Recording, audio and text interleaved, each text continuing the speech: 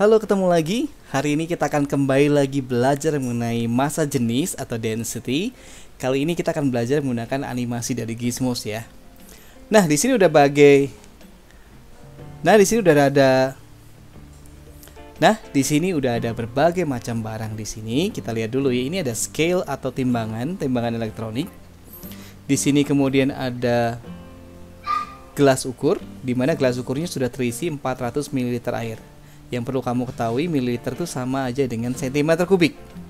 Jadi kalau di sini massa jenis airnya ini atau massa jenis cairannya tepatnya ya, itu gram per cm kubik, atau di sini ditulis gram per mililiter, itu adalah hal yang sama. Dan di sini 1 gram per cm kubik atau 1 gram per mililiter sudah pasti ini adalah air biasa. Karena air biasa memang massa jenisnya 1 gram per cm kubik atau 1000 kg per meter kubik. Oke, langsung aja. Di sini kita akan melakukan pengukuran terhadap benda-benda ini. Kita ambil dulu benda yang di sini ya. Ini yang mahkota-mahkota ini dulu deh. Saya pilih yang random aja, saya ambil yang C ya. Ini akan kita timbang terlebih dahulu ya. Kita timbang terlebih dahulu. Kalau misalkan memakai neraca 3 langan, caranya sudah ada di video sebelumnya ya. Intinya ini ditimbang dan hasilnya adalah 306,0 gram. Segitu. Dan kemudian kita butuh kalkulator ya. Jadi saya akan keluarin kalkulator. Oke, saya keluarin kalkulator. Saya taruh di ujung sini aja.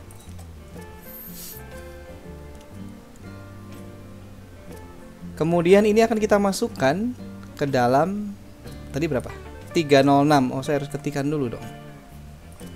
306. Nanti akan kita bagi ya. Karena massa jenis adalah massa dibagi volume. Biasanya gram akan berjodoh dengan cm kubik ya. Oke, kita akan bagi dengan, nah kita bawa ini, masukkan, cemplungin. Nah, dia naik dari 400 menjadi 461,6 ml. Berarti selisihkan saja dapat 61,6 cm kubik. Itu ada volumenya. Kita langsung bagikan saja ya. Kita langsung bagikan aja. Berarti massa jenis mahkota C adalah 306 dibagi 61,6 adalah 4,97 lah ya. Dengan benda segitu, ini kok nggak tenggelam ya? Oh, diganjel rupanya, ini ada ganjelnya ya. Ini kalau dimasukin ke air pasti tenggelam karena dia massa jenisnya lebih besar dibanding massa jenis air. Massa jenis air 1 dia berapa tadi? 4 berapa tadi? 4,96 atau 4,97, udah pasti tenggelam lah dia. Oke, dia tenggelam. Jadi massa jenis itu penting untuk mengetahui benda ini akan terapung di satu cairan atau tidak, gitu ya. Dan ini pengujinya air aja deh yang akrab dengan kehidupan kita. Sekarang kita mau ngambil objek nomor 11. Timbang 65,5. Kita ambil dulu kalkulatornya. 65,5. Terus kita akan ukur volumenya. Ingat, volumenya adalah selisih sesudah dicemplungkan sama sebelum. Ya, sebelum 400 sesudah 441,2. Berarti volume daripada bendanya adalah 41,2 ya. Kita masukkan ke penghitungan kita. Dibagi 41,2. Ketemunya adalah 1,59 ya. Sehingga benda ini pun kalau kita masukkan ke dalam air tenggelam. Oke, kita ambil balok yang ini, balok nomor 6, 78,7. Kita klik dulu, kita hitung dulu. 78,7 bukan dihitung ya, ditulis dulu. Masukin dari 400 menjadi 429,2. Berarti 29,2 ya volumenya ya. Bagi 29,2. 2,65 2,695 ya, 2,69 atau 2,7 lah, sekitar itu. Bagaimana kalau kita masukkan dalam air? Tenggelam. Oke ya. Berikutnya, saya berusaha untuk menemukan benda yang nggak tenggelam gitu ya. Coba deh balok ya, yang ini nih ya. Wah, berat banget. 134,8 nih kayak tenggelam lagi deh. 134,8 gram kita akan bagi dengan 7,8 ya, selisihnya 7,8.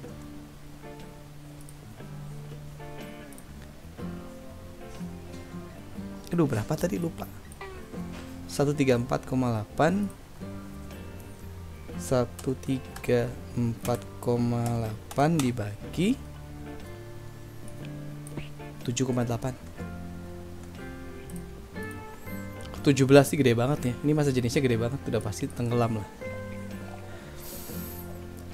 Oke, apakah ada benda yang massa jenisnya kecil 11,1 gram? Oke, ini benda nomor 2 ya tadi kalau nggak salah ya. 11,1 kita bagi dengan, tapi ini volumenya juga kecil, 9,7. Ini tenggelam lagi nih karena lebih dari 1. Oke, coba lagi. Ini yang mana ini yang nggak tenggelam ini ya? Oke, coba ini 19,5. Ya nggak harus nggak tenggelam sih, cuma kan apa namanya, yang penting itu cara mengukurnya tahu gitu ya, ditimbang, cari masanya, kemudian dibagikan dengan volumenya. Volumenya 14,2.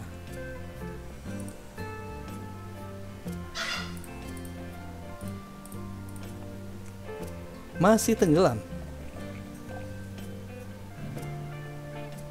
Oke, satu lagi deh, satu lagi nih. Masa semuanya tenggelam sih? Jangan-jangan yang warnanya ini 24, mungkin yang ringan banget. Nah ini nih 3,9 nih, harapan saya besar nih untuk dia nggak tenggelam nih. 3,9 dibagi masih tenggelam juga. Oke deh, dibagi 3,5. Oke, masih tenggelam ya. Nah, oke. Kalau begitu, apa yang terjadi dengan mereka kalau saya ubah density-nya menjadi sesuatu yang besar sekali? Oke, perhatikan baik-baik ya.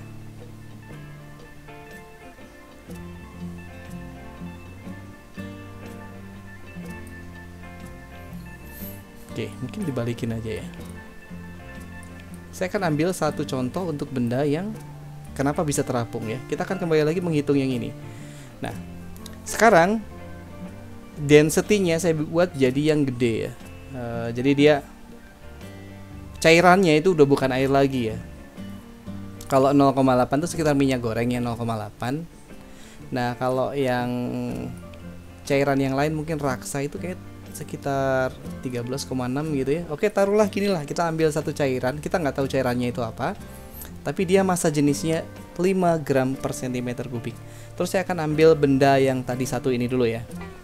Tadi ini kan massa jenisnya, coba kita hitung lagi karena saya nggak nulis datanya. Kalau kalian praktikum sendiri harus cari datanya ya. 65,5 kita bagi dengan volumenya 41,2 ya.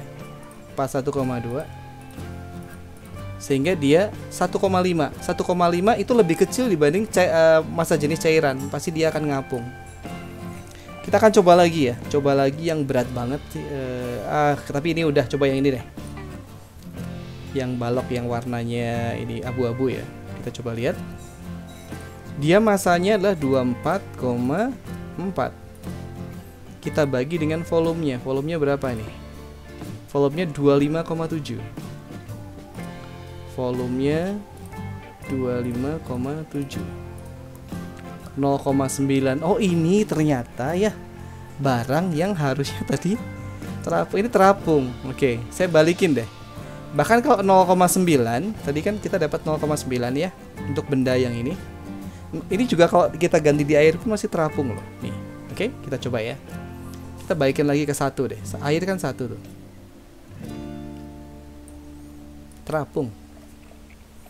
Jadi di sini kita bisa simpulkan ya, benda yang massa jenisnya lebih kecil dibanding massa jenis cairan akan terapung. Benda yang massa jenisnya lebih besar dibanding massa jenis cairan, dia akan tenggelam. Oke, kira-kira begitu video hari ini mengenai konsep massa jenis dan juga terapung dan tenggelam. Semoga bermanfaat buat kalian. Sampai ketemu di video selanjutnya.